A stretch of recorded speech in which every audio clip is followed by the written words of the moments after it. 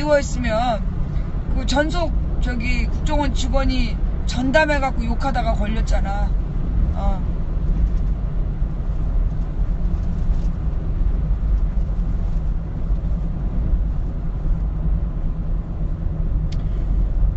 국정원은 3년 안에 개혁될 거예요. 예. 국정원은 3년 안에 그 국내 사찰팀은 사라질 거고, 국내 사찰팀 사라지고 해외 정보팀만 남게 될 거야. 그러니까 국정원에서 댓글 악플만 쓰는 애들 다 잘릴 거야. 너네 지금부터 외국어 공부해. 이제 너네 외국 정보 입수 아니면 국정원 다 잘린다니까? 내가 니네들의 진로를 위해서 내가 미리 얘기해 주는데 지금부터 빨리 그 외국어 공부해 인마. 너네 이제까지 막 그 악플만 달면서 그걸로 먹고 살았지. 그 시대는 지났어 이제. 이제부터 너네들이 먹고 살려면 해외 정보를 입수해야 되기 때문에 지금부터 빨리 이제 이 그 외국어를 공부하도록 해. 내가 이제 이 국정원 직원들 이거 진로 선택, 진로 지도까지 해주니 이거 진짜. 내가 감옥 갔을 때 애들이 저기 DC 인사이드에 글이 올라왔대잖아. 야, 근데 망치가 사라지니까 진짜 심심하지 않냐 이러면서 그 밑에 애들이 진짜야 막 이러면서 지네들끼리 주고받는 대화 어떤 시청자가 편지를 보내왔어. 저기 DC 인사이드에서 야, 근데 망치가 잡혀가니까 진짜 심심하지 않냐? 그래서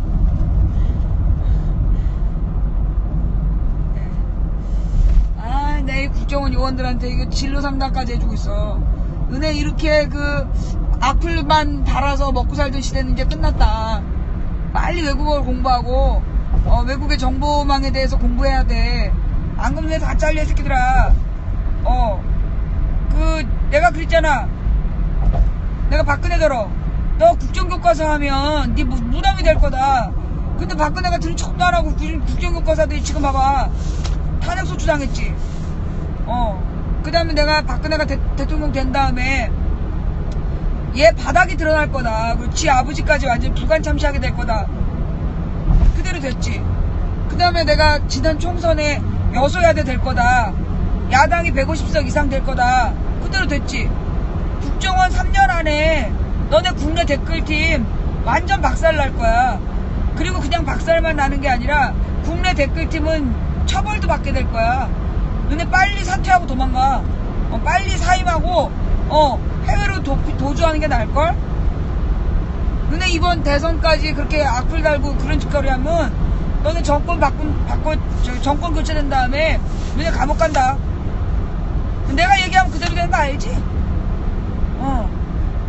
3년 안에 국정원 해체되고 국내 댓글팀에서 책임자들은 몽땅 감옥 가게 될 거야.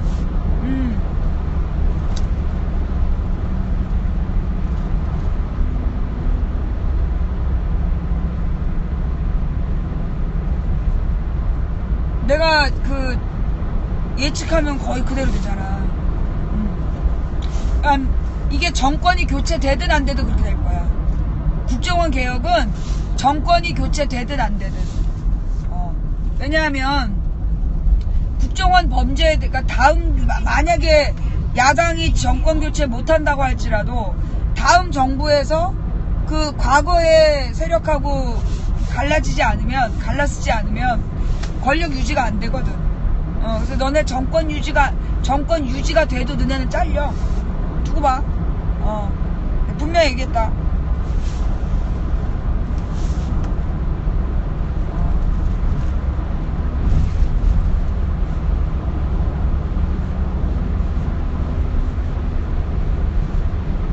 국정원 개혁 2년 반밖에 안 남았어요.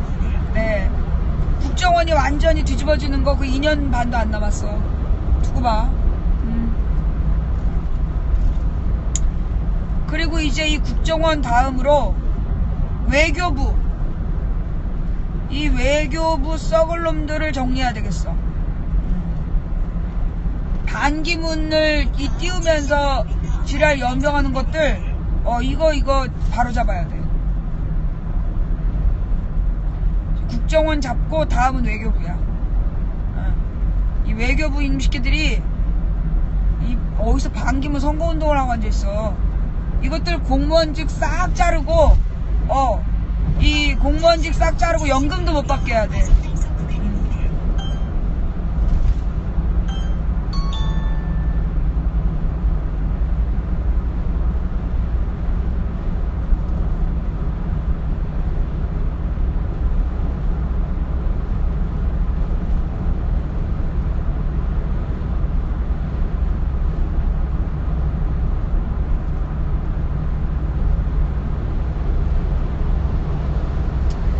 망치부인님, 우리나라가 부정부패가 없어지고 바람직한 나라가 되려면 적어도 몇 년이 걸릴까요? 당신 하기 나름이죠. 예, 님이 어떻게 하기 나름이에요. 우리가 어떻게 알겠어. 몇 년이 걸릴지 아무도 몰라. 순식간에 올 수도 있어. 순식간에 바로 세워질 수도 있고 영원히 바로 서지 못할 수도 있고 우리가 어떻게 하냐에 따라 달려있어요. 예. 사실 지금 상황은 굉장히 심각한 상황이고 매우 중요한 상황이고 우리가 지금 바른 길을 못 찾으면 우리가 지금 바른 길을 못 찾으면 정말 망해요. 예. 내가 볼 때는 영국, 프랑스, 미국, 독일, 러시아 전부 다 서민은 망할 거야. 예. 지금 푸틴이 원래 굉장히 아니 이거 생각해봐봐. 서민들 좋아진 나라 있냐고. 그나마 제일 지금 전 세계에서 서민들이 대우받는 나라가 독일이야. 서민들이 대우받는 나라가 독일이었는데 이제 영국하고 왜냐면 근거가 뭐냐. 비정상회담을 봐봐. 비정상회담에 옛날에 독일 대표로 나왔던 다니엘인가 있었어. 독일의 다니엘의 얘기 중에 뭔 얘기가 있냐면 독일의 청년 실업률이 가장 낮았다. 독일의 청년 실업률이 제일 낮았다는 얘기가 나와. OECD 국가 중에 독일의 청년 실업률이 제일 낮았어요. 그 얘기가 뭐냐. 그만큼 독일이 그나마 서민들의 삶이 OECD 국가 중에 제일 낮던 거야. 그리고 이제 영국이나 프랑스나 이탈리아나 일본이나 우리나라나 다 안 좋았던 거죠. 정권이 썩으면 권력이 썩으면 서민들의 삶이 망가져. 러시아도 지금 난리도 아니야. 러시아도요. 그거 지금 푸틴이 푸틴의 독재가 러시아에서 또 혁명이 일어날 수도 있어. 지금 중국하고 러시아를 비교해보면 중국 사람들은 상대적으로 만족감이 높아. 예. 중국 사람들, 내가 중국에 여행을 몇 번 가봤는데 중국 사람들은 굉장히 자기네들의 삶에 대한 만족도가 높아. 그리고 뭐라고 얘기를 하냐면 중국 사람들은 자기네들이 기억하는 5,000년, 자기네들이 알고 있는 중국의 5,000년 역사 중에 지금이 가장 좋다고 그래. 내가 그거 작년 겨울에 어디야 쿤밍 갔을 때 아니야 작년 겨울이 아니라 2012년인가 11년에 베이징 갔을 때 거기 가이드한테 들은 얘기야. 베이징 가이드가 얘기하기를 중국의 5,000년 역사 중에 서민들의 삶이 가장 안정된 게 지금이다 라고 얘기하더라고. 그리고 작년 겨울에 쿤밍 갔을 때 조선족 가이드였는데 그 사람도 그랬어. 자기네들 지금 중국의 서민들의 삶이 제일 지금 나아지고 있다고. 이게 중국 사람들이 옛날에 왕조 시대 때, 청왕조 때까지 얼마나 서민들을 착취했냐고. 그러다가 모택동 시대를 거치면서 중국 사람들이 공산주의로 혜택을 많이 본 거야. 교육이나 이런 면에서. 그 다음에 이제 사회주의 정부가 들어서서 뭐라고 얘기를 하냐면, 중국에는 한 종류의 물건이 가격이 천차만별인 거야. 예를 들어 그 베이징 덕 북경오리 있잖아. 북경오리가 서민들이 먹는 거는 5,000원짜리가 있다는 거야. 5,000원짜리 슈퍼에서 사 먹을 수 있는 북경오리가 있고 100만원짜리 부자들이 사 먹는 북경오리가 있다. 그게 5,000원짜리부터 100만원짜리까지 막 나눠져 있다는 거야. 그래서 걔네들이 했던 말이 뭐냐면, 자기네들은 가난해도 먹고 살 수 있고, 가난한 사람은 가난한 대로 굉장히 싸게 그 생필품을 구입해서 먹고 살 수 있다는 거야. 그리고 부자들은 부자들대로 즐기면서 살 수 있고, 가난해도 먹고 살 수 있다는 거야, 중국이. 그래서 중국 사람들이 그 서민들의 삶이 되게 만족감이 높아, 만족도가. 근데 물론 이제 중국도 빈부격차가 심해요. 빈부격차가 심한데, 문제는 뭐냐면 가난한 서민들이 만족감이 높은 거야. 왜 높으냐 하면, 가령 이제 중국의 소수민족들을 이 중국의 중앙정부가 어떻게 했냐면, 그 사람들이 살고 있는 전통 가옥들, 그걸 정부에서 다 압수를 하는 거야. 그러니까 중국은 개인이 집을 못 사. 부동산으로 집을 살 수가 없어. 이용권을 빌릴 뿐이지 그 부동산 구매가 안 돼. 그러니까 이제 모든 집을 정부가 소유해. 그래가지고 그 소수민족들의 전통 가옥을 중앙정부가 다 강제로 뺏어가지고 그걸 어떻게 하냐, 개조를 해요. 실내를 호텔처럼 개조를 한 다음에 그걸 이 외부인들에게 호텔로 제공하는 거야. 외국 관광객들에게. 그러면서 어떻게 하냐면, 그 낡은 집에서 살고 있던 그 소수민족들을 그 호텔의 직원으로 채용하는 거야. 중국의 정책이 그래. 그러니까 그 집에 살던 사람들이 옛날에 되게 직업이 없던 사람들인데, 그 자기 집을 뺏겼어. 그러면 우리 같은 경우는 망하는 거잖아. 집밖에 없는 사람이. 그런데 그 집을 관리하는 직원이 되는 거야. 예. 그러니까 그 가난한 소수 민족들이 중국의 중앙정부에 불만이 없는 거야. 그런데 이제 반대로 러시아 같은 경우는, 사실은 러시아는 그 소련 때부터 되게 중국하고 달랐어. 그러니까 이제 그 중국에서 모택동이 굉장히 많은 지지를 받았어요. 그 이유가 뭐냐면 서민들의 삶을 나아지게 해준 거야. 근데 소련은 그러지 않은 거야. 그래갖고 소련의 공산당은 굉장히 그 부패의 상징이고, 그래서 그 소련 사람들이 소련에 대한 자부심이 없었던 거야. 그래가지고, 그런데다가 이제 이 푸틴이 소위 마피아 세력이라 그러잖아. 푸틴이 마피아 세력이라고, 그 부패 권력의 돈으로 푸틴이 권력을 잡았단 말이야. 그러다 보니까 그 러시아 사람들은 불만이 많아. 러시아 사람들은 불만이 많기 때문에 그래서 내가 볼 때는 그러니까 러시아 정치가 더 불안정해. 중국보다. 예.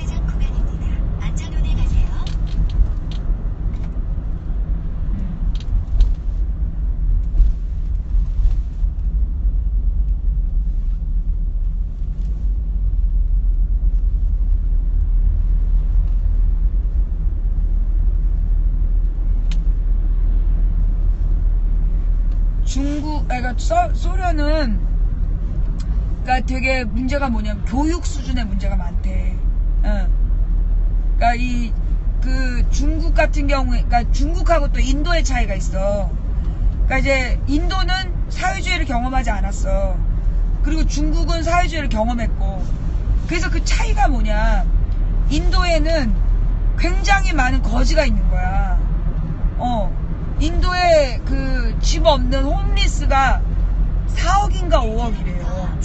인도 인구가 전체가 12억인데 그 중에 4억인가 5억이 홈리스야. 집이 없어. 이 사람들이 어디서 사냐? 길에서 자. 인도가 이제 그 날이 덥잖아. 더운 지방이기 때문에 이 사람들이 저녁이 되면 가게 앞에 길을 청소하고 거기서 자. 예. 그거 몰랐죠. 그리고 그 인도 사람이 대부분이 무학이야. 전혀 공부를 하지 않은 거야. 그리고 그 인도 사람들이 너무나 직업이 없어가지고, 직업이 없어갖고 너무나 그 열악한 거야. 소득이 없이. 중국하고 다르죠. 그러니까 중국하고 인도가 인구가 비슷한데 잠재 능력이 다르다는 게, 부자들의 재산으로 따지면 인도가 훨씬 부자래요. 부자의 능력으로 따지면 인도가 훨씬 부자인데, 인도의 서민들의 수준이 너무 나쁘기 때문에 그래서 중국보다 인도가 위험한 나라인 거야. 인도는 그러니까 중국은 서민들한테 그 공산주의 시절에 교육을 많이 시키고, 그 다음에 그 중국 중앙정부에서 소수민족을 통제하기 위해서 먹여 살린 거야. 먹고 살 수 있게 해준 거지. 그래서 중국의 서민들의 삶과 인도의 서민들의 삶이 너무 다르기 때문에 그것도 사회 불안 요소의 차이점인 거죠. 특히 인도 같은 경우에는 빈부격차가 심한데 빈민들의 삶이 너무나 열악하고, 가난한 남자들이 결혼을 못하니까 그 집단 성폭행 사건이 극심하게 일어나고, 근데 중국 같은 경우에는 사회주의 시절에 굉장히 법이 엄격했던 거야. 마약해도 사형, 성폭행범 사형, 그런 식이었기 때문에 중국이 성범죄가 그렇게 적대는 거야. 인도나 소련에 비해서, 인구가 많은 대국 중에 인도나 소련에 비해서 중국은 성범죄나 범죄가 적은 거야. 예.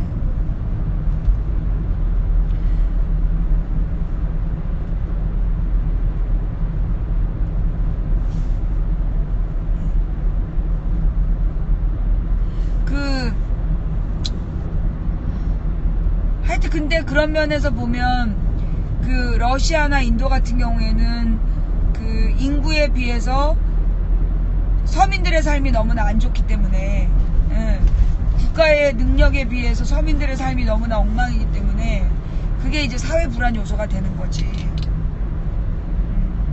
그러니까 이제 나라마다 여기 있다. 불 켜고 운전해도 돼요? 네. 그 나라마다 빈부격차의 차이, 그리고 빈민들의 상태, 그게 결국은 그 사회가 안정될 수 있느냐 없느냐를 판가름하게 돼요. 그러니까 이제 어느 나라나 빈부격차는 다 있어. 빈부격차가 없는 나라가 없는데, 가령 유럽 같은 경우에는 2차 세계대전 뒤에 뭐가 됐냐 하면 대학 교육이 거의 이제 싼 거야. 대학 교육비가 거의 안 들고, 그래서 그 사립대학들은 등록금을 받아도 공립대학들이 유럽은 다 거의 공짜예요. 예, 공립대학들이 다 거의 공짜이고, 그 다음에 치료비, 병원비가 거의 공짜인 거야. 그래서 그 보건의료가 공짜, 그리고 교육이 공짜. 그렇기 때문에 그 유럽 사람들의 빈민들의 수준이 가장 기본적인 부분이 채워지는 거야. 실업수당이 또 있고. 근데 이제 그런 게 없는 나라가 미국. 미국 같은 경우가 그 주별로 그 재정 상태가 다 다르기 때문에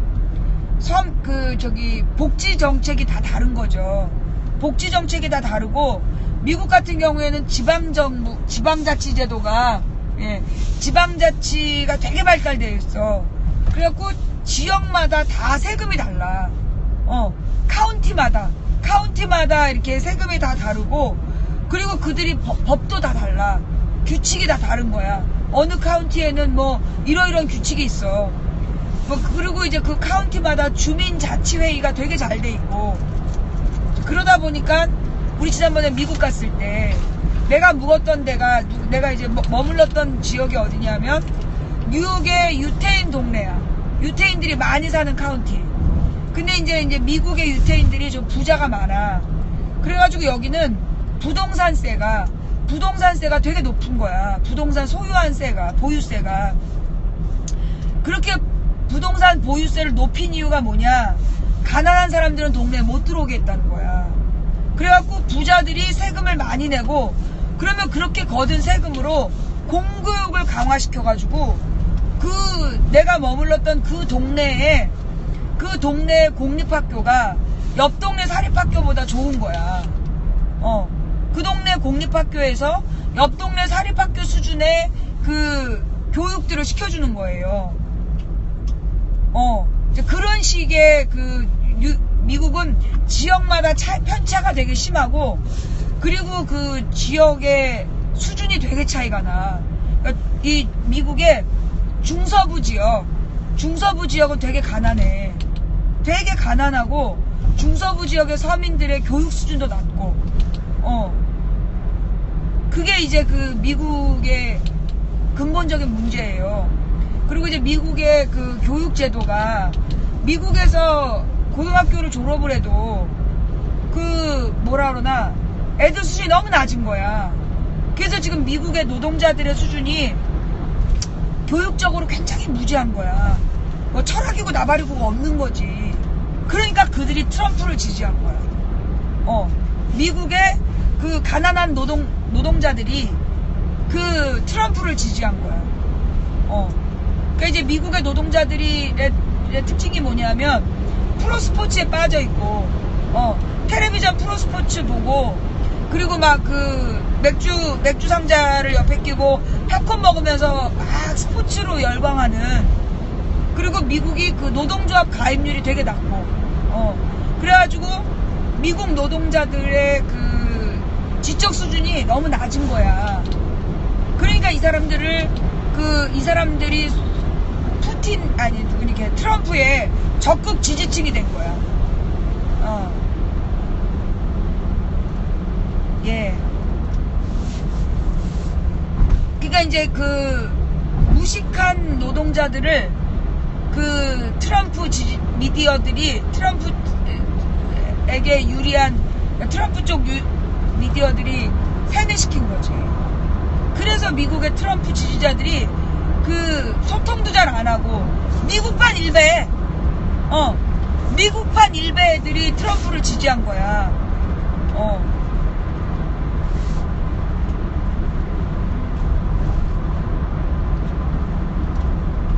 우리 서방님이 오셨네요.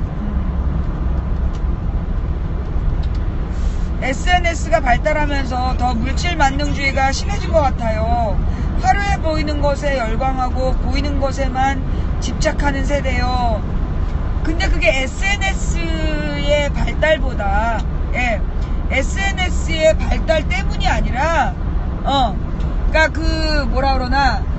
SNS를 통해서 과시하려는 과시욕이 발달하고 있는 거잖아.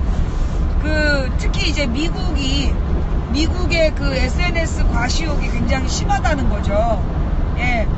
그래서 근데 사실 내가 볼 땐 그래. 과시욕을 갖고 있는 사람들의 특징이 뭐냐 하면, 깊이 자기 자신에 대한 진정한 만족감이 없는 사람들. 그러니까 가령 이제 유럽은요, 인터넷에 대한 필요를 많이 못 느끼더라고. 내 유럽에 가서 느낀 게, 유럽 사람들은 그렇게 인터넷에 대한 필요성을 많이 못 느껴. 그리고 그 유럽 사람들은 주로 책을 되게 많이 읽어. 유럽 사람들은 주로 책을 읽고, 그리고 이렇게 공원에 앉아서 쉬고 이런 거 좋아해. 자연을 좋아하고. 근데 미국의 좀 중산층은 그 SNS 과시욕. 그러니까는 그 SNS 과시욕이 높은 게 미국의 중산층이야. 근데 그 SNS 과시욕이 높은 미국의 중산층의 특징이 뭐냐? 책을 안 읽어. 독서도 잘 안 하고, 그리고 지적인 수준이 많이 떨어져. 그리고 그들이 주로 그런 어떤 성적인 부분에 막 집착하고, 성적이고 물질적인 부분에 굉장히 집착하는 그런 모습이 드러나죠. 그리고 유럽의 중산층하고 미국의 중산층을 비교해보면, 유럽의 중산층은 굉장히 검소해. 그 미국의 중산층은 굉장히 막 그 집도 크게 짓고 집안에 막 그 수영장을 놓고 지라 연명을 하면서 사는데, 유럽의 중산층은 그 과시욕도 적고, 그리고 이렇게 집이 기본적으로, 왜냐면 그 이제 유럽은 워낙 오래된 도시들이 많잖아. 오래된 도시들이 많기 때문에, 예, 집이 되게 비싼 집도 낡았어. 비싼 집도 낡았기 때문에 사는 모습도 되게 검소해요. 미국의 부자들, 그러니까 유럽의 부자들은 그렇게 막 미국 부자들처럼 그렇게 막 으라짜짜하게 막 그 스위트룸에서 막 그 돈을 막 펑펑 써대면서 그러면서 안 살아. 유럽은 그걸 되게 부끄럽게 여겨. 유럽 사람들의 기본 정서가 돈질하라는 걸 되게 부끄럽게 여겨. 근데 미국은 소비가 미덕이다. 그래서 막 많이 쓰는 걸 자랑으로 여기고. 그래서 유럽 사람들이 미국인들 되게 깔봐. 유럽 사람들이 미국 사람들을 되게 깔봐요. 근데 그 미국인들이 막 돈질하라고 있는 척 하는 거, 러시아가 또 그걸 따라가는 거야.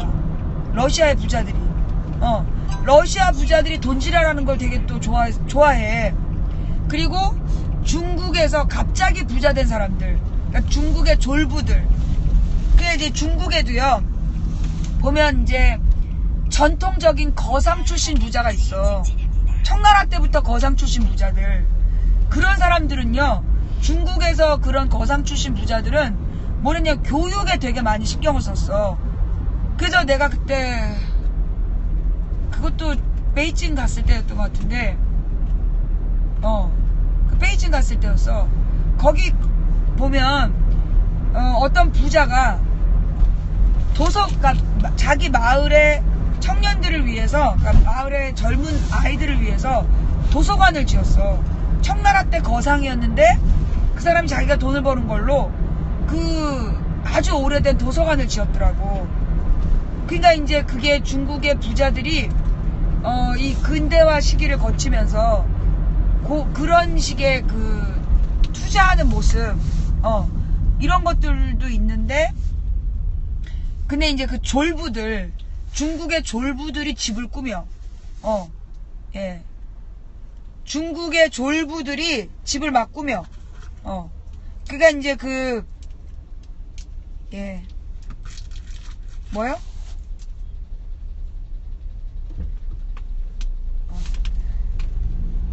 그 이제 미국이 아무래도 이제 허세가 좀 심하고 철학적인 깊이가 좀 낮기 때문에 이제 그런 면이 있는 거고, 무엇보다 이제 미국은 교육이 굉장히 오랫동안 교육이 별로 안 좋았어요.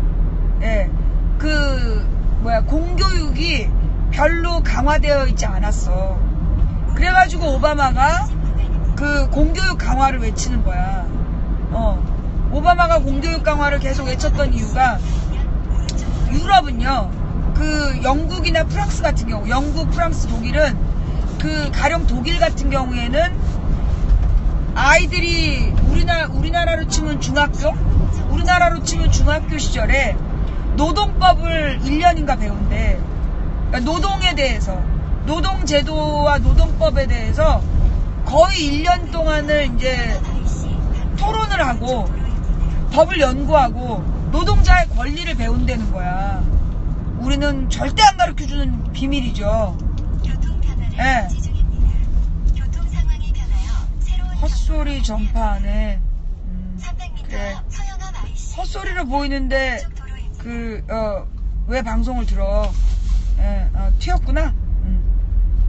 그래서 그 독일 같은 경우는 어려서 노동 권리를 되게 그러니까 독일이나 프랑스나 영국이나 그런 노동자의 권리에 대해서 어려서부터 가르치는 거야. 그리고 프랑스 같은 경우는요, 프랑스의 고등학교 과정이 우리나라 대학의 인문학 과정보다, 우리나라 대학의 그 교양 과목보다 책을 더 많이 읽는 거야. 프랑스의 고등학교 과정이. 그래서 프랑스 고등학교 과정에 그 유명한 철학자들의 책을 다 보는 거야. 예. 그 고전, 그러니까 그 서양의 옛날 고전뿐만이 아니라 동양 고전까지도 고등학교 때 많이 배운대. 그래서 고등학교만 졸업해도 그 미국의 대학 졸업자들하고 토론하는데 부족함이 없는 거야. 프랑스의 고등학교 졸업 수준이. 그래서 프랑스는 고등학교를 졸업하고 대학을 굳이 안 간다는 거야. 프랑스 그 고등학교 졸업자들이 대학교 진학률이 30%가 안 된대요. 왜냐면 그 사람들은 그럼에도 굉장히 우아하게 사는 거야. 독서량이 굉장히 높고, 토론을 어디 가서나 해도 꿀리지 않고. 그러니까 고등학교만 졸업해도 굉장히 철학적인 수준이 올라가는 거지. 독일도 그렇대. 독일도 그렇고, 영국도 그렇고, 공교육이 되게 강화돼서 유럽의 고등학교만 졸업해도 그 인간다운 삶을 살 수 있는 정도로 키워내는 거야. 근데 이제 우리나라 교육은 왜 이 모양이냐. 일본식. 박정희가 집권한 다음에 일본식 경쟁 구도를 만들어서 일제고사라는 거. 일제고사가 뭐냐면 일제히 시험을 치르는, 그래서 애들을 서열화하는, 그게 박정희 때 도입됐었던 제도래. 그거를 이제 이명박이 부활시킨 거잖아. 모든 애들을 일제히 시험 봐가지고 학력평가라는 이름으로 일제히 시험 봐서 학교의 레벨을 정하고 전국 순위를 매기고, 그래서 줄 세우는, 그게 이제 이명박 때 다시 부활된 건데, 그게 일본식 교육이 되는 거야. 예. 그래가지고 그 일본이 그게 너무 심해가지고 그 일본의 70년대, 그러니까 60년대 70년대까지 일본의 그 대학 진학을 위한 애들을 쥐어짜는 거, 그 일제고사 봐가지고 줄 세우고 막 이러는 게 너무 심해가지고, 그래서 일본 애들의 이지메가 심해진 거야.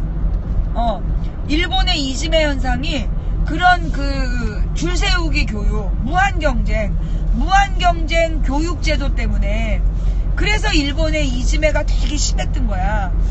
그 일본의 극심한 이지메가 우리나라로 전파된 게 우리나라 90년대. 그러니까 일본의 이지메 문제가 되게 사회 문제가 된 게 80년대였대요. 일본의 이지메 문제가 사회 문제가 된 게 80년대였는데, 우리나라에서 그 이지메 현상이 막 중고등학교에 전파됐던 게 그게 90년대. 우리나라 90년대. 예. 그러면서 독특한 현상인데, 일본에서 그 이지메 현상이 일어날 때 그때 돌았던 소문이 빨간 마스크 얘기 있잖아요. 그 빨간 마스크 이야기가 그 아이들 사이에 전파돼서 일본의 아이들이 막 정신과 치료를 되게 집단적으로 받을 만큼 되게 심각한 사회적인 문제였대. 근데 그 빨간 마스크 이야기를 듣고 자란 애들이 일본의 80년대 이지메 문제를 일으켰다는 거야. 근데 우리나라에 90년대 성장한 아이들이 그 빨간 마스크의 그 이야기, 그 공포를 느꼈던 아이들이 그 왕따 문제를 일으켰다고 그러더라고. 옛날에 무슨 다큐멘터리에서 본 건데, 원인은 몰라.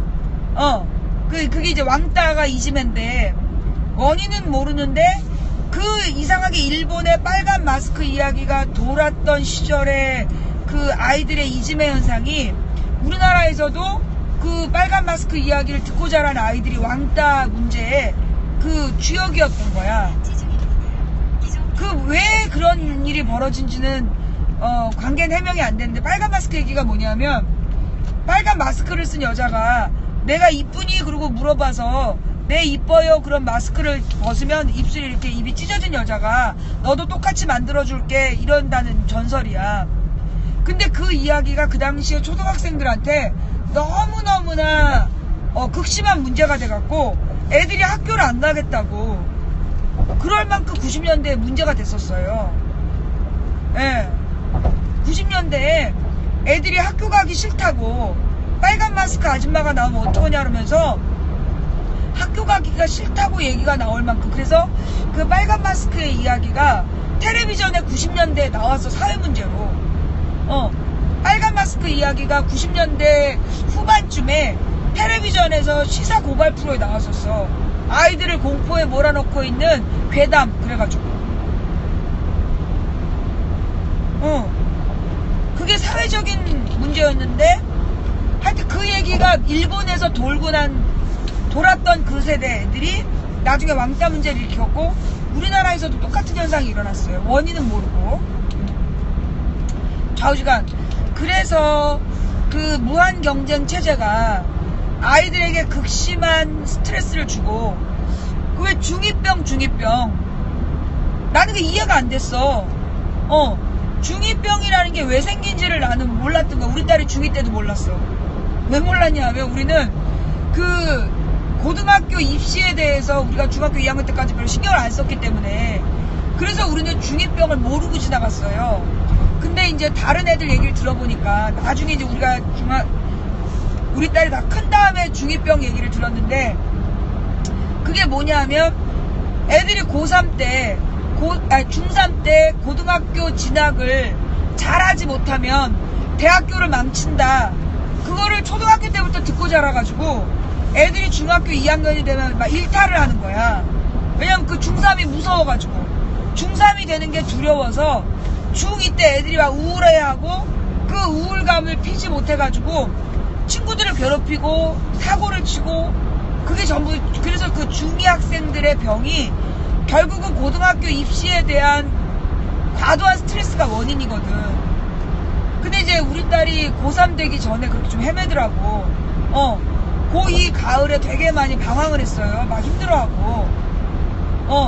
그러니까 중2병이 그게 원인이고, 그러니까 애들이 고등학교 때도 막 그 힘들어하는 게 과도한 그 진학 스트레스가 원인이 되는 거거든. 근데 그 과도한 진학 스트레스가 그런 왕따 문제에도 한 영향을 미치는 거야. 애들이 이제 그 옛날에 그게 언제였냐면 내가 2010년 그때 10년 11년 때 그때 이제 내가 이제 조사를 해보니까 그 소위 이제 일진이라는 문제, 일진 아이들의 문제가 되게 심했잖아. 근데 그 학교에서 애들을 괴롭히는 그 친구들을 괴롭히는 아이들이 일진이 아니었어. 소위 막 그 뭐라 그러나 동네에서 알아줄 만한, 동네 노는 애들이 다 두려워서 떨만한 그런 애들은 친구들을 안 괴롭히는 거야, 학교 애들을. 왜냐면 학교에서 막 그 감시가 심하기 때문에 얘네들은 밖에 나가서 싸우지 학교 안에서 애들을 안 괴롭힌다는 거야. 그런데 그럼 누가 애들을, 친구들을 괴롭히냐. 근데 그 괴롭히는 수준이요 너무 잔혹한 거야.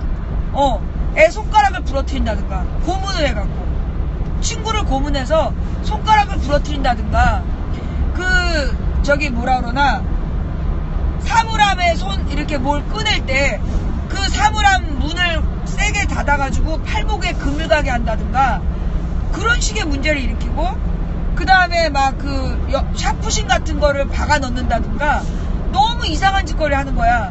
근데 걔네들이 다 누구냐, 그런 짓거리를 하는 애들이 누구였냐면 의외로 그 상위권이 아닌 중상 애들, 그러니까는 뭐 상중하가 있다라면 상중에서도 상상이 있고 상중이 있고 상하가 있잖아.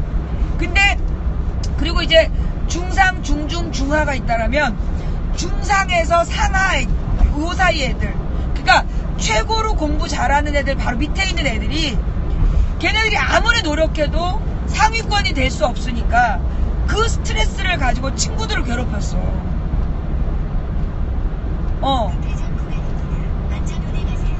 그러니까 성적으로 상위권이 될 수 없는. 그러니까 왜냐면 뭐 전교 반에서 5등 안에 들어야 상위권이잖아.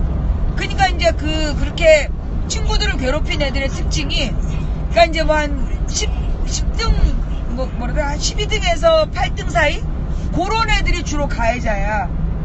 그러니까 이제 아무리 노력해도 5등 안으로 못 가는 애들, 5등 안에 들어야 선생님이 사람 취급을 해주는데 그게 안 되니까 근데 그다음 애들이 다 똑같이 공부를 하기 때문에 아무리 노력해도 성적에 앞서 나가지 않는 거야. 그러면 얘네들의 특징이 뭐냐면 절대 선생님 앞에서 안 괴롭히는 거야.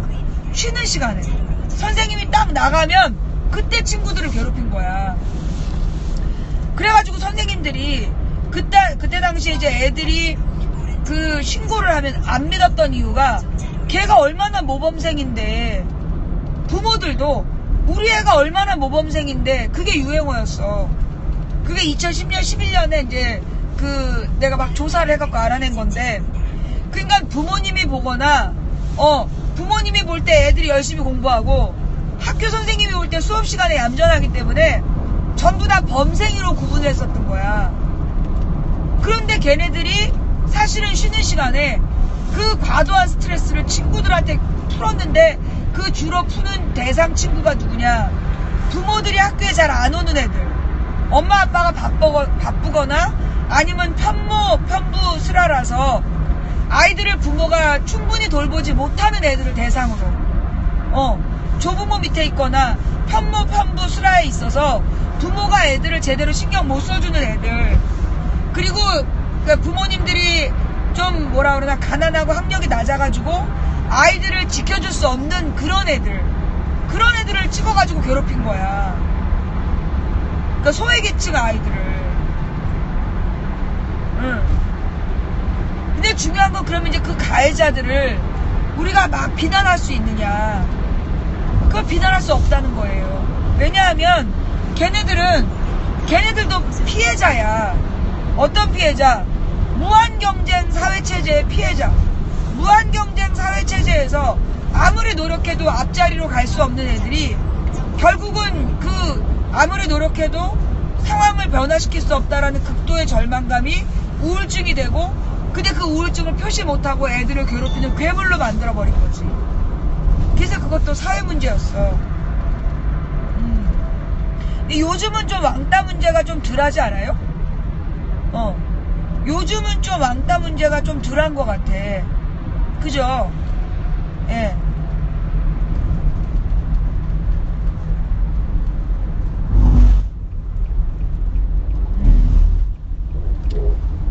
그 세대가 선생님이 되고 있다. 고등학교에 공부 못하게 괴롭히는 애가 있어요. 네. 그러니까 이게 전부 다 사회 문제라는 거야. 이게 그 가해자 아이들도 결국은 우리 사회가 만들어낸 괴물이라는 거죠. 근데 내가 볼 때는 그 한 3년 전부터 왕따 이야기가 많이 줄어들었어. 3년 전부터 왕따 사건이 많이 줄어들었어요. 그 이제 상담이나 이런 게 들어오는 게 많이 줄어드는 이유가 뭐냐? 세월호 때문에. 왕따가 줄어든 이유가 뭔지 알아요? 세월호 이후야. 세월호하고 왕따가 무슨 관계야 싶지? 세월호 이전에는 막 모든 부모들이 애들에게 무한 경쟁으로 몰아쳤어. 세월호 이전에는 부모들이 전부 다 너 왜 공부 안 하니? 네가 조금만 노력하면 나아질 수 있는데 왜 안 하니? 그래서 부모들이 애들을 막 괴롭혔단 말이야. 근데 세월호 사태를 겪으면서 부모들이 자기 아이들에 대해서 그렇게 더 이상 괴롭히지 않게 된 거야. 성적보다 중요한 게 아이들의 행복이다. 성적보다 중요한 게 네가 살아있다는 거다. 그래서 부모들이 아이들을 대하는 자세가 달라졌어요. 공부하는 기계처럼 공부하라고 막 괴롭히는 게 아니라 부모들이 아이들하고 인간적인 대화를 하게 되고 눈빛을 마주하게 되고 부모와 아이들이 대화하기 시작한 거야. 세월호 이후로. 그러면서 중요한 건 왕따가 줄어들었어. 결국 그 왕따라는 게 이 무한경쟁 체제에서 부모들도 애들에게 끊임없이 경쟁하도록 괴롭히고 학교도 애들에게 끊임없이 경쟁을 강요하면서 애들이 그 불안감을, 과도한 경쟁으로 인한 압박감을 풀 수 없어서 왕따 사건을 일으키던 아이들이 어른들의 관심을 받게 되면서 그게 달라진 거야. 예. 어때요? 맞는 거 같죠? 이건 내가 진짜 이거 누가 연구해야 된다고 봐. 이 사회학적으로 이거 세월호가 바꾼 왕따 문화가 줄어든 원인에 나는 분명히 세월호가 있다고 봐요.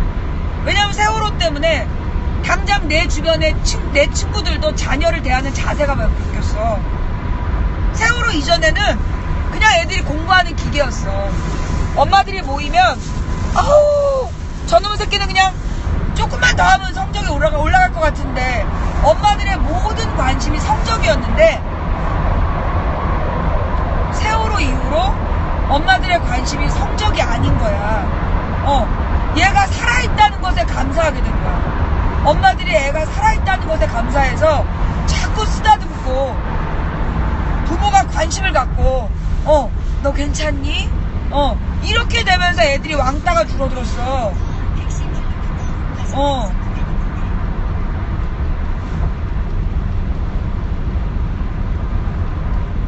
예. 성적이고 나발이고 그게 애들이 사라지면 아무것도 아니라는 걸 세월호 때 우리가 알게 된 거지. 그래서 나는 그게 무한경쟁 시스템에 대해서 세월호가 바꾼 것도 난 있다고 봐요. 그러면서 뭐가 줄어들었냐? 세월호 이후로 학원이나 이렇게 막 억지로 막 무조건 보내든 학원 같은 데가 많이 줄어들었어. 학원 같은 데가 도리어 근데 조금 불황이 왔어. 세월호가 바꾼 한 부분이 학원이 불황이 왔어. 왜냐? 원래 학원이 이제 이명박 때부터 망하기 시작했는데 옛날에는 막 없어도 가난해도 막 학원을 보냈단 말이야. 있는 돈 없는 돈 다 짜내가지고 학원을 보내던 부모들이 그게 의미가 없다. 학원으로 막 있는 돈 없는 돈 짜내서 보내던 학원이 의미가 없다. 차라리 그 돈으로 아이에게 책을 사주자. 내지는 차라리 그 돈으로 가족들이 같이 여행을 한번 하자. 이러면서 관점이 바뀐 거야. 그래서 세월호가 가족의 문화를 바꾸고 이 자녀들과 부모의 세대를 바꿨어. 소통을 바꿨어.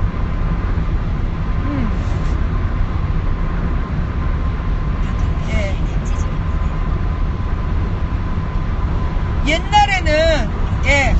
옛날에는 우리가 이제 경기 때문에도 그러니까 이제 서민 경제가 망하면서 학원이 점점 망하기 시작했지만 세월호 이후에 부모들이 성적보다 아이들의 어떤 뭐라 그러나 인간적인 삶이 중요하다는 생각을 하게 된 거야. 그래서 부모들이 무조건 애들 공부시키다가 이제는 좀 변화된 거예요. 그래서 부모님들이 아이들에게 너 뭐 하고 싶은 이런 거 많이 물어보는 거야. 옛날엔 무조건 영수학원이었거든. 무조건 국영수학원을 보내던 부모들이 아이들이 가령 제빵 기술을 배우고 싶다. 그럼 그런 거 가르치고 무슨 미술을 웹툰을 그리고 싶다. 그럼 그래 그려라. 이렇게 바뀐 거야. 옛날에는 막 무조건 사자 들어가는 거 해야 된다. 그리고 무조건 막 명문대 가야 된다. 이랬던 부모들이 생각이 바뀌기 시작했어.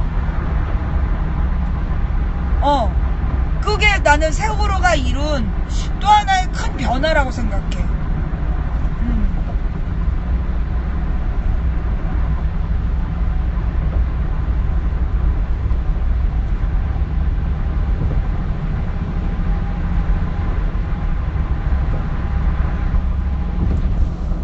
그러니까 애들이 바리스타를 배우겠다, 요리를 배우겠다. 요즘 애들 많이 그러잖아. 이제 셰프 문화가 유행하면서 요리를 배우겠다는 애들도 많고, 그러니까 애들이 이제 다양한 자기가 하고 싶은 거를 하겠다고 그래. 옛날에는 말도 못 꺼내던 애들이 난 이거 하고 싶어요 라고 얘기하고 부모들도 그래 네가 행복하다면 그거 해라. 어차피 우리가 애들을 무한경쟁으로 내몰아가지고 명문대 가라고 들볶 가서 명문대 졸업하고 대기업 가라고 들볶 가서 대기업 갔다가 40살 되면 다 나와야 돼. 그러니까 그 대기업, 명문대 대기업으로 가는 그게 인생의 성공이 아니라는 거지. 그걸 이제 우리 부모들이 깨닫게 되면서 이 세월호가 우리에게 많은 각성을 가져왔고 인생을 더 넓게 보게 된 거야. 그러니까 그전에는 막 앞만 보고 막 쫓겨가던 사람들이 눈앞에 막 해야 된다는 남들이 만들어낸 막 불안감에 왜 하는지도 모르면서 막 같이 가다가 그 세월호 때 모두가 멈춘 거야. 스톱. 그리고 돌아보게 된 거지. 그래서 우리의 삶을 더 넓게 보게 된 거야. 근데 우리가 얼마나 덧없는 것들에 매여 있었는가. 이걸 철학적으로 사색하는 부모들이 늘어났고, 그래서 아이들에게 그들이 원하는 것을 물어보기 시작했고, 그래서 아이들의 삶의 질이 달라지기 시작했고, 그래서 요즘에 애들의 얼굴이요, 내가 뭘 느끼냐 하면 우리 동네에 학교가 많잖아. 우리 집 근처에 애들의 표정이 많이 바뀌었어. 그러니까 2007년 8년 때 내가 애들 이제 가열을 했었거든. 그때까지도. 그때 봤던 애들의 얼굴은요 정말 어둠침침했어. 애들이 되게 시커멓고 이게 뭐라 그러냐, 얼굴을 드러내놓고 다니는 애들이 별로 없고 되게 표정이 어두웠어. 눈을 가리고 다니는 애들이 되게 많았어. 2007년 8년까지도 눈을 가리고 다니는 애들이 되게 많고 어른들하고 눈 맞추는 애들이 거의 없었어. 그런 거 같지 않아요? 진짜 내가 2007년 8년까지 고등학생들 가열 해봐서 아는데 그때 애들 분위기가 그랬다니까? 그런데 세월호 이후에 동네 돌아다니는 애들 얼굴 보면 많이 바뀌었어. 애들의 얼굴에 자신감이 있어. 그리고 애들이 되게 밝아졌어.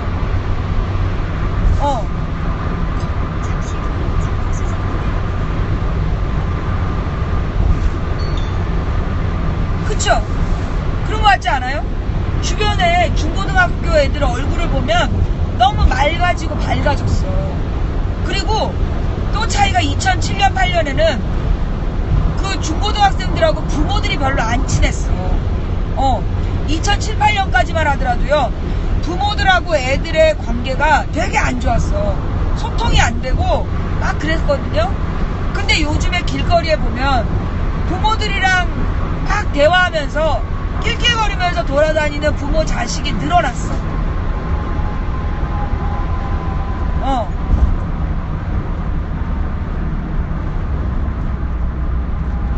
내가 지금 기분 탓이야? 내가 잘못 보고 있는 거예요?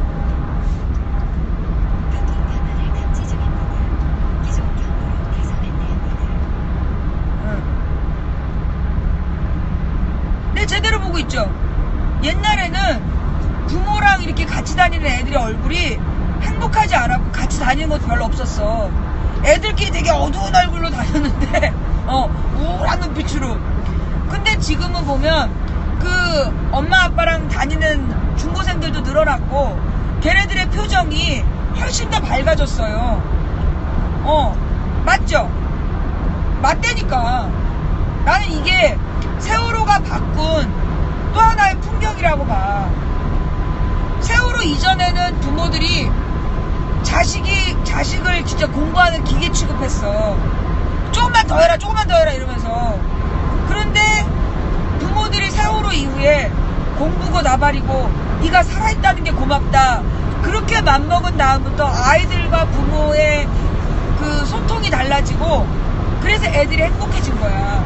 결국 아이들은 부모가 얼마나 사랑해주느냐에 따라서 달라지는 존재였던 거지.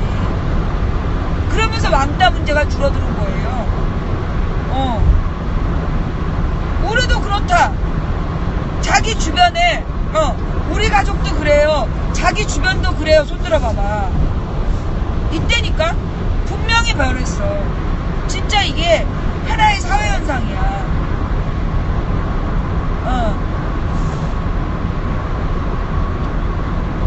너 하고 싶은 거 해라 그러잖아. 애들이 교복 입고 그 집에 학교 갈 때 가슴이 막 엄마들의 가슴이, 나는 세월호 문제 일어난 다음에 우리 딸 자퇴시킬 뻔했잖아. 애가 학교를 가면 미치겠는 거야. 얘가 학교 갔다가 무사히 돌아올까. 나한테 하나밖에 없는데 저게 나한테 저 아이가 하나밖에 없는데 제가 학교 갔다가 제대로 돌아오지 못하면 어떡하나. 그 불안감이 한 1년 갔어요.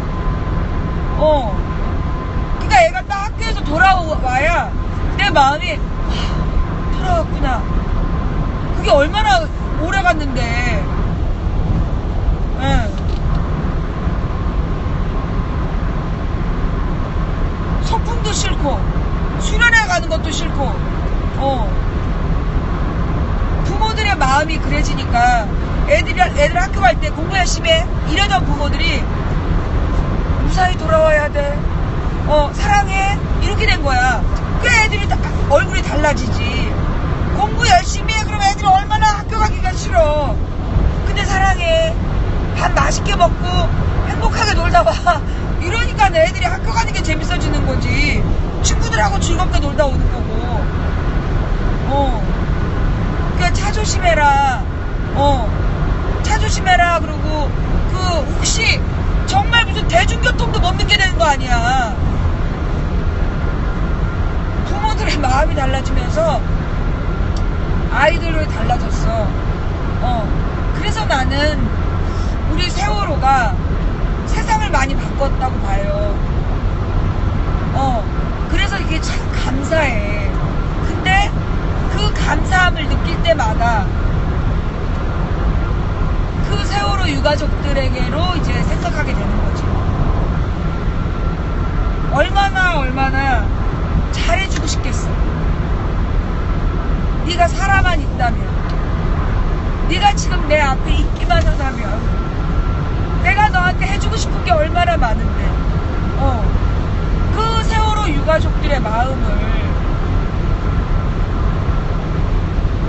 얼마나 기가 막히겠어. 정말 그 세월호가 바꾼 우리 사회를 보면서 정말 승리했다, 감사하다 생각할 때 그때 가서 딱 부딪히는 게 그 세월호 유가족들의 고통이야. 우리가 정말 나는 우리 세월호 유가족들이 마리아라고 생각해.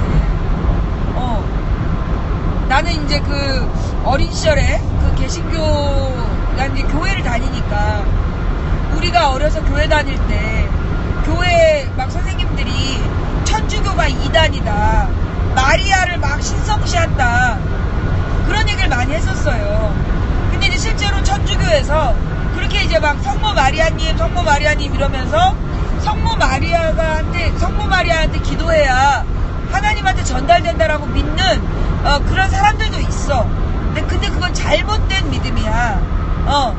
근데 그러면 이 천주교에서 마리아라는 존재가 왜 그렇게 중요한 존재가 됐느냐 하면, 그 마리아는 자기 몸에서 태어난 아들이 세상의 죄를 지고 얼마나 끔찍한 일을 당할 것인지를 알면서 아이를 키웠고, 그리고 자기 눈으로 그 자기 몸에서 난 아이가 그 모든 고통을 지고 고난 당하다가 십자가에 달려 죽는 걸 봤어야 됐던 게 마리아거든. 그 예수의 희생이 인류를 구원한다는 거. 정말 내 자식이 아니라 인류의 구원을 위해서 예수의 이 죽음의 고통을 감수해야 됐던 마리아의 믿음. 그게 이제 이 마리아라는 존재가 그 천주교에서 중요시되는, 나는 시원이 됐다고 봐요. 예. 근데 천주교 이단 맞죠? 너 나가.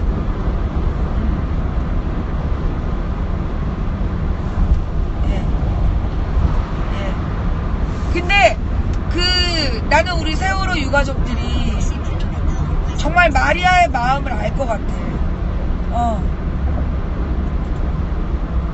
내 하나밖에 없는 아이, 또는 나에겐 사실 내 자식은 다 하나잖아. 아이가 형제가 있어도 그 자식은 하나야. 하나밖에 없는 그 자식을 잃은 부모가 그 아이의 희생을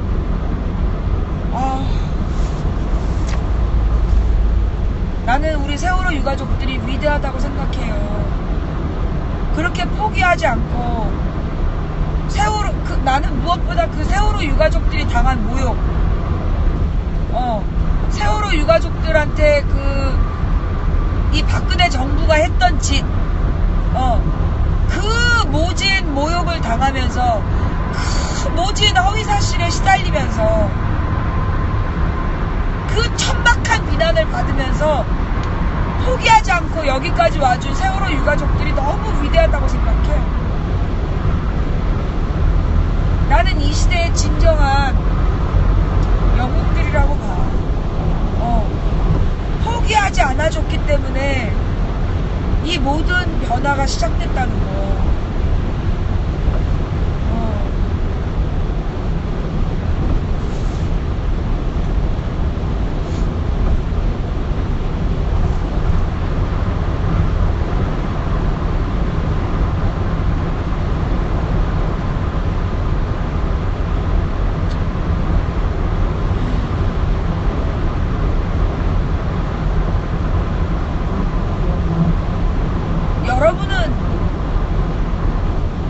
여러분은 그런 그 모욕을 견디면서 포기하지 않을 자신이 있으세요? 우리 중에 상당수는 그런 일을 겪으면 스스로 절망해서 목숨을 끊었을 거야.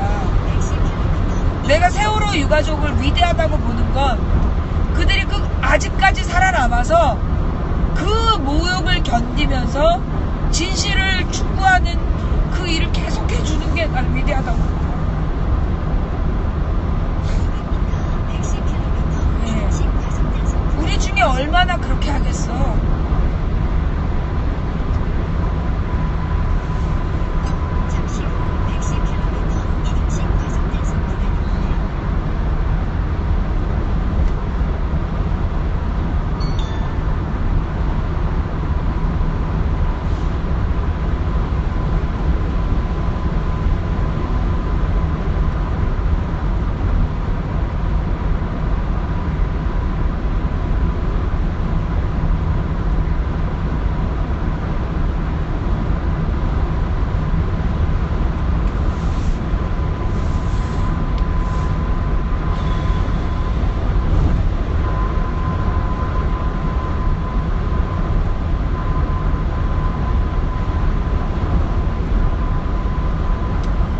유가족들이 어둠은 빛을 이길 수 없다. 거짓은 참을 이길 수 없다. 진실은 침몰하지 않는다. 우리는 포기하지 않는다.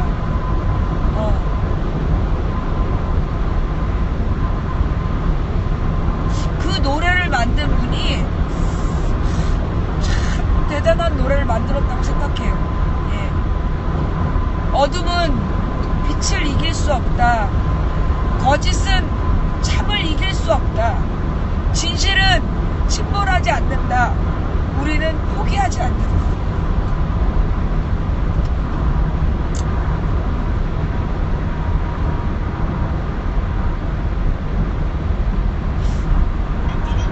나는 그게 세월호 유가족들이 버티는 힘이 되지 않았을까. 예. 세월호 유가족들이 그 노래로 버텨냈을 거라 생각을 해. 그 노래 덕분에 어쩌면 버텼을 거야.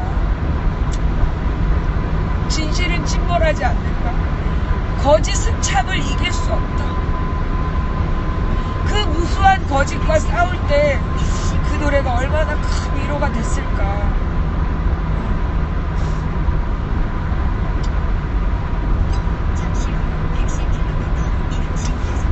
와.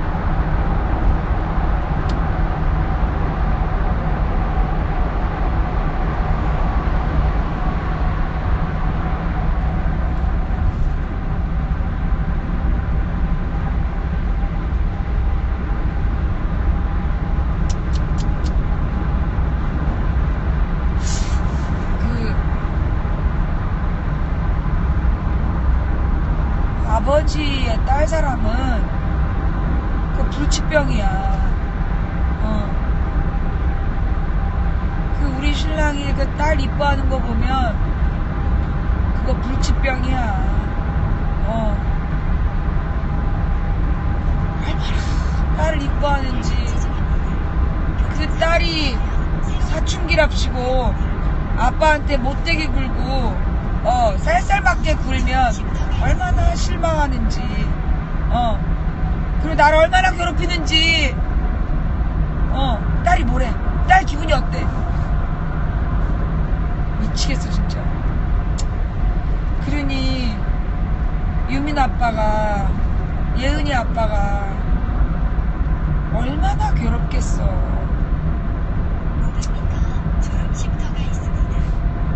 엄마에게 아들들이 또 그렇죠. 예. 아빠에게 딸들이 그런 것처럼 엄마에게 아들들이 그렇지.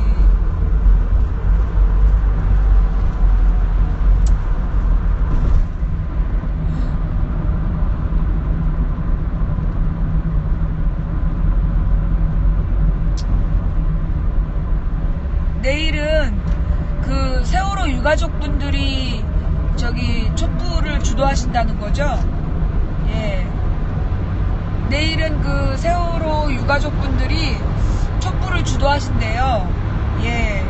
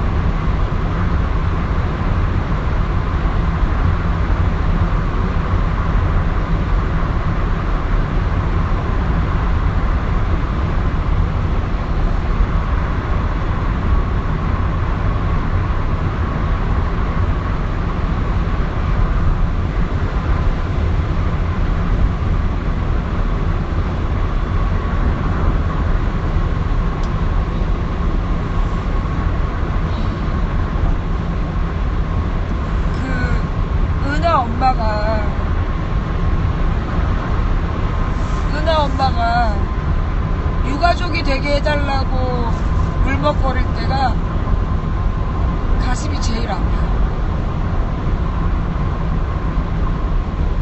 내 능력의 한계가 느껴지면서 너무 내 스스로 비참하다고 느낄 때가 은하 엄마가 유가족이 되게 해달라는 말을 할 때.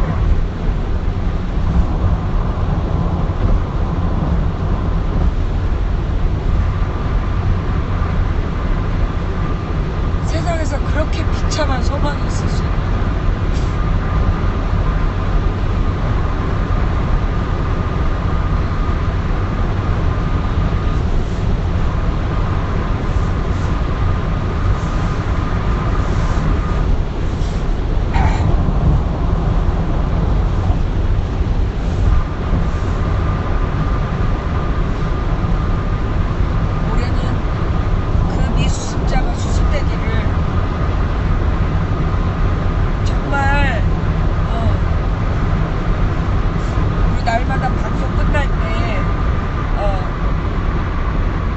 기도문을 외우기 전에 그걸 외워야 되겠다. 미수습자가 수습되게 해달라고, 세월호 미수습자들이 수습되게 해달라는 걸 우리 매일매일 방송 끝날 때 잊지 말고 여러분들 채팅창에 써주세요. 예. 된다고 믿든 안 된다고 믿든 우리의 믿음대로 될 겁니다 전에 그 미수습자들, 세월호 미수습자들이 수습되게 해달라. 우리 그 말을 날마다 기도합시다. 여러분들 그 새벽 기도하시는 분들, 교회 가시는 분들, 나 일주일에 한 번밖에 교회 안 가요. 일주일에 한 번 기도하실 때라도 세월호 미수습자가 수습되게 해달라고 일주일에 한 번이라도 기도해 주세요. 밥 먹을 때마다 식사 기도할 때 우리가 세월호 미수습자들이 수습되게 해주세요 라고 기도하고, 우리 매일 방송 끝날 때 세월호 미수습자들이 수습되게 해달라는 그 기도를 합시다. 예.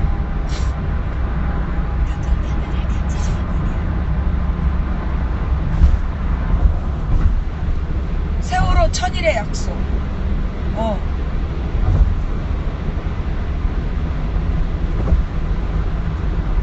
1000명이 꾸고 10,000명이 꾸면 현실이 된다며, 우리 시청자들 중에 10,000명만 그 꿈을 꿔주면 그게 가능할 거 아니야.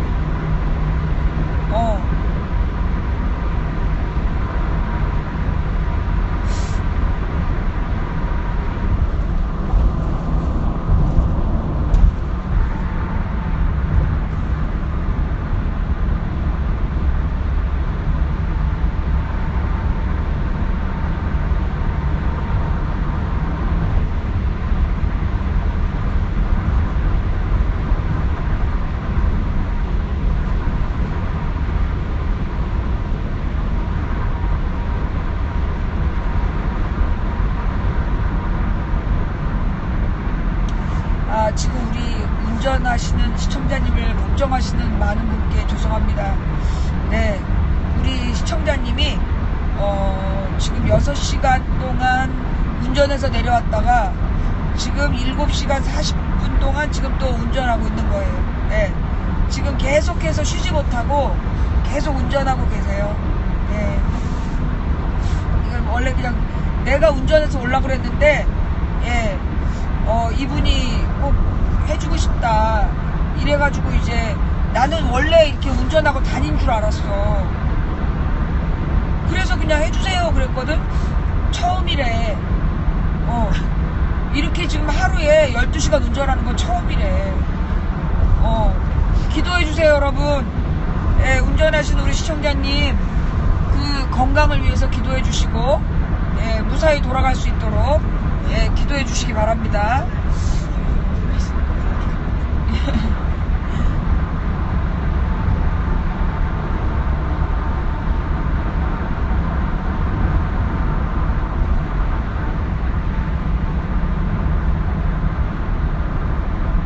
그러니까 내가 오늘 운전을 하면서 갔으면 말을 안 하고 행복항에서 한 3시간 방송했을 텐데, 운전을 안 하니까 말을 해가지고 이 5시간 정도 방송을 하면서 갔더니 행복항에서 2시간밖에 방송을 못했어요. 정확하게 1시간 45분. 예.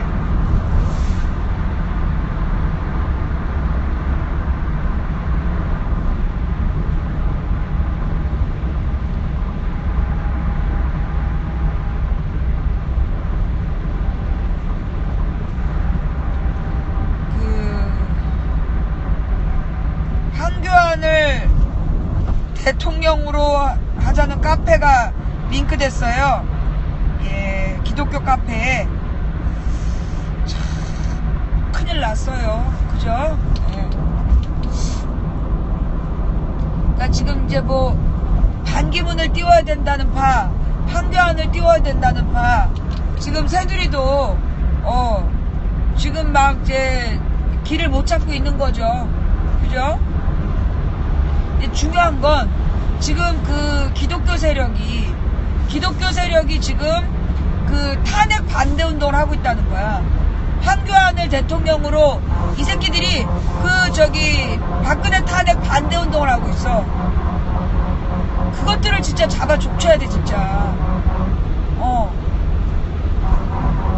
어떻게 기독교인들이 그럴 수 있냐고. 이 기독교에서 제일 싫어하는 게 우상숭배 아니야? 오방색 그 천을 두르고 미친년 꽃다발처럼 이세벨 아합처럼 우상을 숭배한 박근혜 최순실을 보면서 그것들을 옹호하는 게 그게 권사구 장로냐?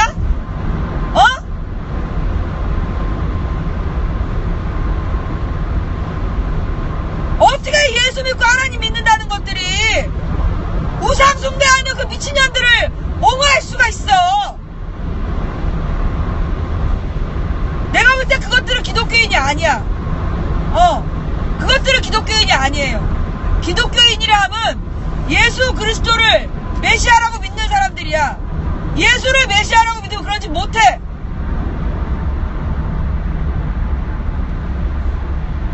그것들 다 이단이야.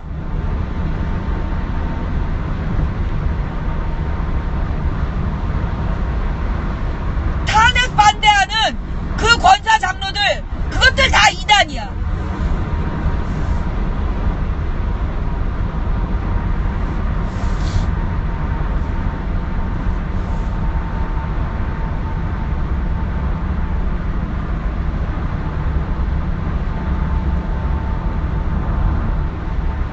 특히 교회 이름으로.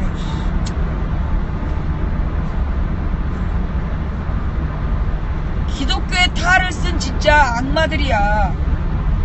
부끄러운 줄 알아야지. 오늘 아침 읽은 성경 구절에 하나님께서 거짓 예언자들을 불태워버리신다 그랬어. 아멘 그랬지 내가.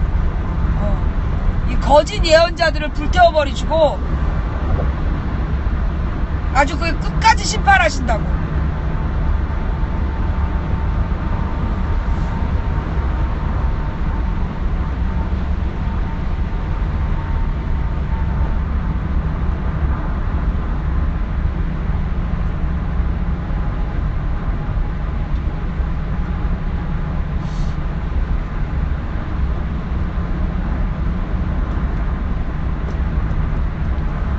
이런 사태의 주범들을 가엾게 여기며 기도해야 되는 건가요?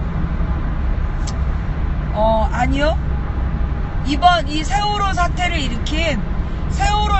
일으킨 것들을 가엾게 여기면 안 돼요. 예. 이거는 종교적으로도 이건 우상을 숭배한 자들이야. 철저히 우상을 숭배한 자들이기 때문에 절대 가엾게 여기면 안 돼. 예. 그리고 이 하나님이 주신 권력을 자기네들의 사리사욕을 위해서 쓴 이자들은요, 성경에도 보면 하나님께서 멸하신다고 나와.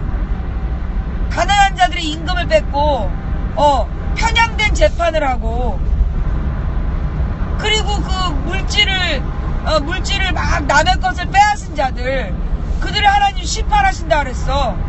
우리가 가엾게 여기는 건 뭐냐? 아이고 너 하나님한테 천벌 받겠구나. 천벌 받는 게 안 됐다. 왜 천벌 받을 짓을 했냐? 그 정도까지는 돼도 그들을 불쌍히 여기고 우리가 용서하면 안 돼. 그들에 대한 용서는 그들이 철저히 회개하고 그랬을 때 하나님만이 하시는 부분이야. 우리는 용서할 필요 없어. 하나님의 정의를 세워달라고 기도해야지. 제 요즘에 기도가요, 정말 하나님의 공의를 세워달라고. 정말 이 땅에 이 우상을 숭배하는 이 부끄러운 자들을 하나님 멸해달라고, 심판해달라고 내가 기도한다니까.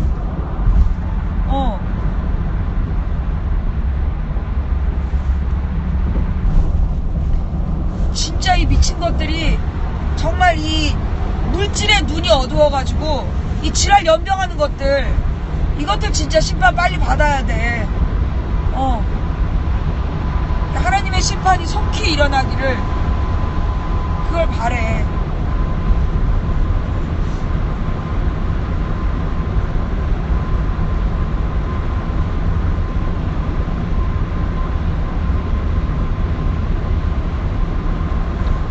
망치 부인 엄마 없으시다면서요?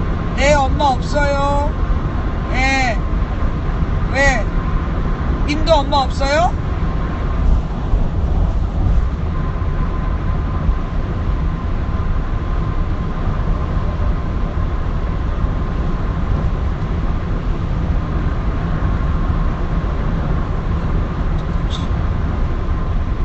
여기 그 리뷰와 김코코 좀 강퇴 취소해주세요. 저기 매니저님들 중에 컴퓨터로 보시는 님, 리뷰와 김코코를 강퇴 취소해주세요.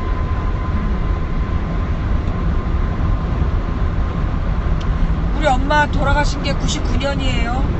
예, 99년 4월에 돌아가셨어. 예. 고맙습니다, 매니저님.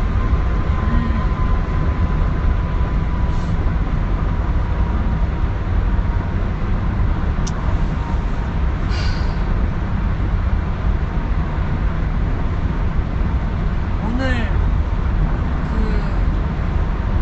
997일에 팽목항에 왔다 가는 거, 오늘 여러분들이 원하지 않은 방송이었나요? 오늘 시청자들이 많이 안 들어온 것 같은데, 예, 오늘 방송 여러분들이 기대에 못 미치거나 아니면 여러분들이 오늘 제가 해주길 바라는 내용과 좀 달랐더라면, 예, 죄송하고요. 예, 오늘 제가 이렇게 방송한 거 잘한 건가요? 오늘 제가 이렇게 팽목항 왔다 간 거, 이거 제대로 한 거 맞아요?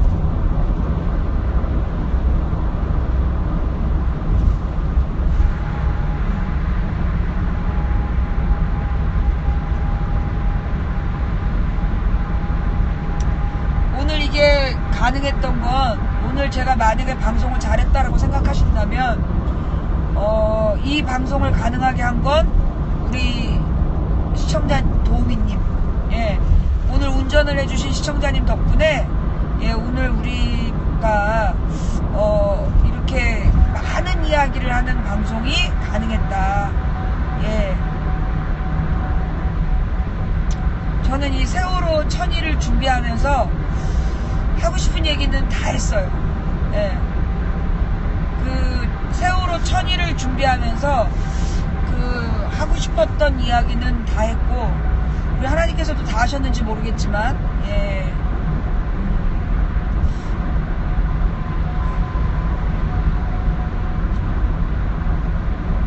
제가 몇 년 전부터 했던 말, 약자와 강자 사이에 중립은 없다. 피해자와 가해자 사이에 중립은 없다. 예. 이번에 이제 손석희 뉴스에서 정유라를 신고하고 체포하는 그 과정을 보도했다고.